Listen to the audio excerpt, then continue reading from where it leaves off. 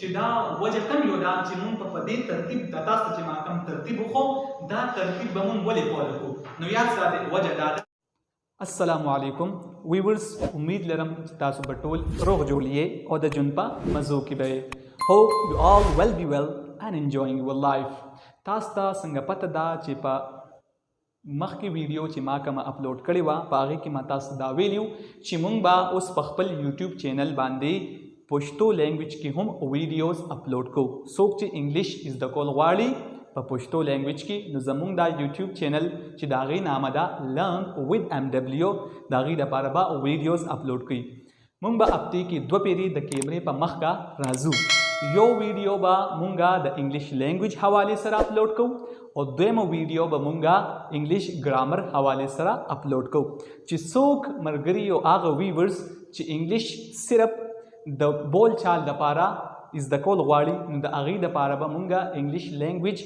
ویډیو اپلوډ کوو چې روزمره زندګۍ کې به مونږه انګلیش څنګه وایو او څوک چې انټرسټډ وي انګلیش ډیپلی انګلیش ګرامر زده کول غواړي د دې دپاره به هم ویډیوز اپلوډ کیږي چې هغې په دې چینل کې به دپاره انګلیش ګرامر حوالې سره به ویډیو اپلوډ کیږي. سو فور دوز ویورز who are interested in learning English language as well as English grammar, you should do one thing. You should subscribe my YouTube channel which name is Learn with MW and stay connected with me in these videos. Inshallah we will see and all of you will see progress in their time. So in this video we're gonna start from the very beginning and the beginning is parts of speech. نو نن با دا لومړنۍ ویډیو ده چې په هغې کې به مونږ پښتو لینګویج کې دا اپلوډ کوو او لومړنۍ چې کوم ټاپک به مونږ کور کوو نن په دې ویډیو کې هغه دی پارټس آف سپیچ. عموما ورته مونږ پارټس آف سپیچ وایو خو ګرامریین چې څوک ګرامر لیکلی دی او دا چا نیټیو لینګویج دی څوک یې چې وایي هغې ورته یو بل نوم ولي او کیدای شي د تاسو اورېدلی وي د هغې نوم دی ورډ کلاسز. تاسو ته په سکرین ښکاري ورډ کلاسز او ورډ کلاسز ته مونږه پارټس آف سپیچ هم وایو چې د سکرین په دې طرف باندې به تاسو وینئ ورډ کلاسز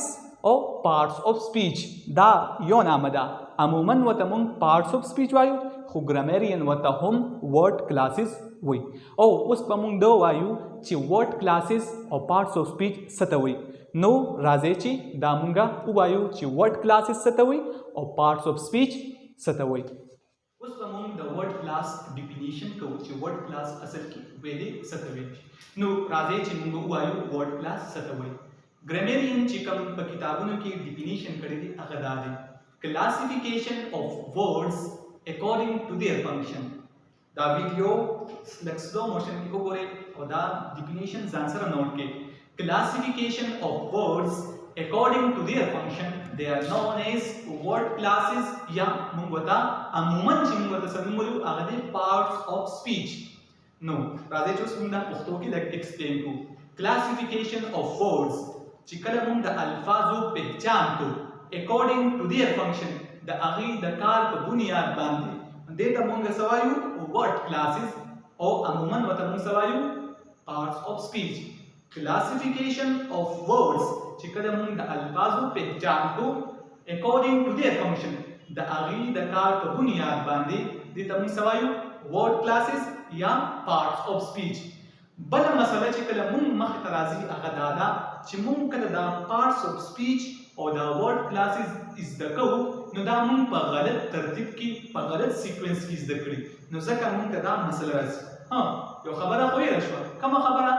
د ورډ کلاسز یعنی پارټس آف سپیچ په انګلیش ګرامر کې څونه دي. نو یاد ساتئ دا ګرامریین وایي دا کل تعداد چې کوم دي هغه 8 یعنی 8 دي. څه خلک وایي چې دا 9 دي خو دا 9 نه دي هغه 9 چې دي هغه په یو پارټس آف سپیچ کې څه خلک وایي آرټیکل یو ځان لپاره پارټس آف سپیچ دي خو ګرامریین چې کوم صحیح کتابونو کې لیکل شوي دي هغې دا وایي آرټیکل بیسیکلی دا ایجیکټیو دی دا ځان له پارټس آف سپیچ نه دی. نو کل تعداد چې کوم صحیح کتابونو لیکل دی پارټس آف سپیچ چې کوم دي هغه 8 دي یعنی 8 پوره کل تعداد دی. کم دي نو کم دي هغه به ما ته پته عموما به تاسو ته هم پته چې کم دي नाउन دی پروناؤن دی ایڈجیکٹیو دی ایڈورب دی ورب دی پریپوزیشن دی کنجنکشن دی انٹرجیکشن دی خو مسله کوم ځای راځي مسله دې ځای کې راځي چې دا مونږ په غلط ترتیب یعنی غلط سیکوینس کې وایو نو بیا مونږ ته په جملې کې د پارټس اف سپیچ پہچان کول ګران نو مونږ په دې ویډیو کې با اکا ترتیب او هغه سیکوینس هم آیو چې د پارټس اف سپیچ یعنی د ورډ کلاسز صحیح ترتیب او صحیح سیکوینس کوم یو دي راځي چې مونږ د ورډ کلاسز یعنی د پارټس اف سپیچ صحیح ترتیب هم وایو نو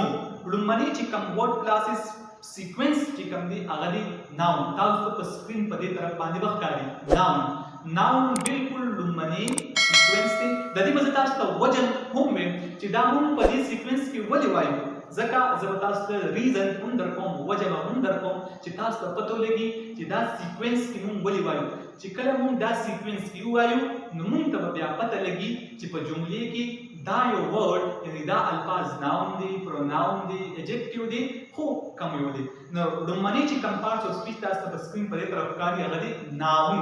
کوم یو دی ناون دویم چې کوم دی هغه پروناون تاسو ته په سکرین په دې طرف باندې ښکاري پروناون دریم چې کوم دی هغه ایڈجیکټیو دی تاسو ته سکرین په دې طرف باندې ښکاري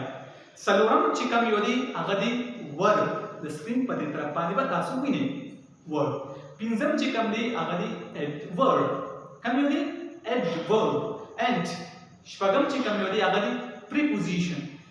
اووم چې کوم یو دی هغه دی conjunction او اخیرنی اتم نمبر چې کوم یو دی هغه دی interjection نو دا کل اته تعداد دي لومړنی noun دویم pronoun دریم adjective څلورم verb پنځم adverb شپږم preposition one conjunction and the last one اتم نمبر چې کوم دی هغه interjection نو دا ترتیب بالکل ځان سره یاد وساتئ او موږ برابر طرف ته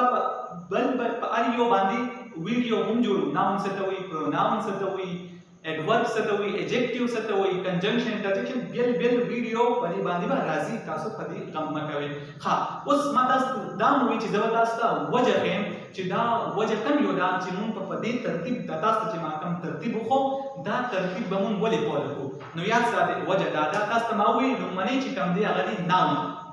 دویم چې کوم دی هغه پروناون او دریم چې کوم دی هغه ایڈجیکټیو دا درې مونږ په ترتیب ولې وایو ځکه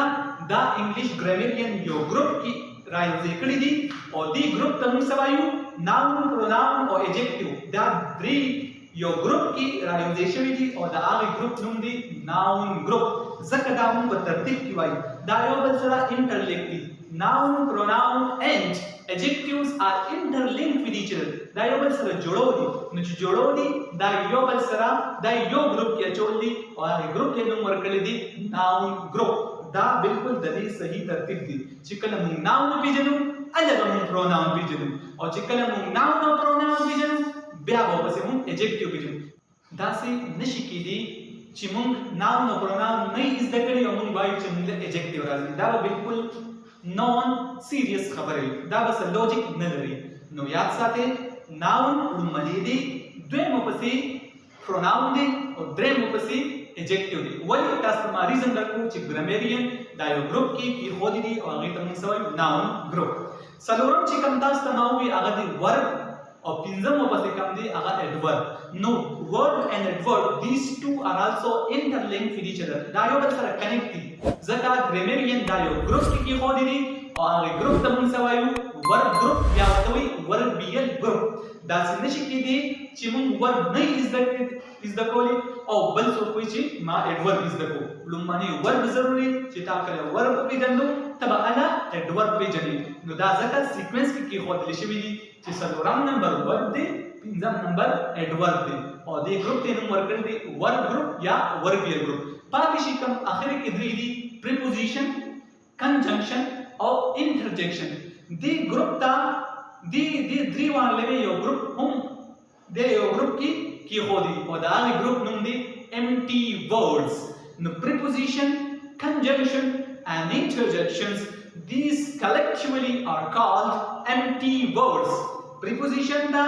conjunction دا او interjection دا یو ګروپ کې خو دي او دا هغه ګروپ نوم دی empty words.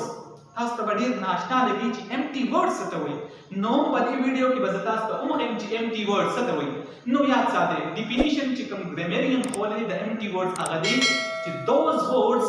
which have no meaning when they are alone, but when they are used in a sentence they give us certain meaning. They are known as empty words. څه مطلب شو؟ مطلب دا دی چې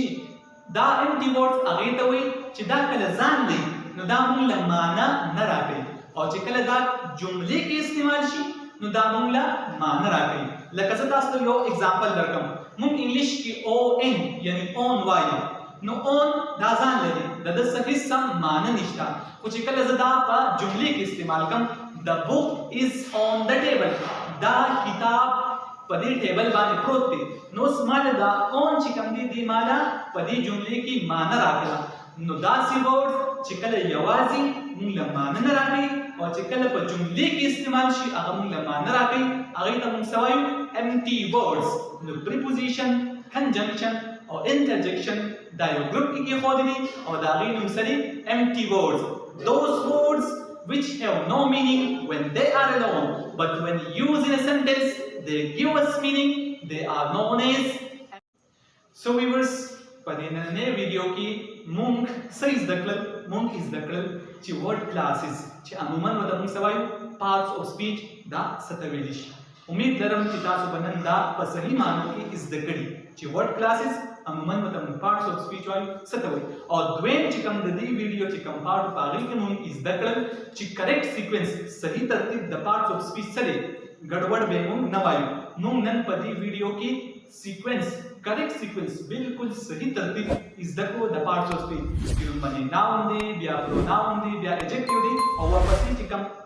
پاتې شو هغه هم پکې مونږ وویل. او ما تاسو ته د دې وجه ریزن هم درته وښو چې دا ولې به مونږ په دې سیکوینس باندې ووایو، ځکه ګرامیریان دې یو ګروپ کې کېښودلي دي او د هغې ګروپ په بنیاد باندې دا مونږ دا سیکوینس به فالو کوو. او اخر کې ما تاسو ته یو نوی ورډز هم وښو، یو نوی ډیفینیشن هم درته وښو چې empty word چې empty word څه ته وایي. No, in this video we have covered all of the things regarding parts of speech. That what is parts of speech? We have discussed the correct sequence of parts of speech, and in the last of this video we have also discussed about the empty words. That what are empty words in English. So viewers, if you like my videos, do subscribe my YouTube channel along with MW, and also share it with your friends and relatives who are interested in learning English grammar and language. That channel خپل هغه ملګرو سره هم شیر کړئ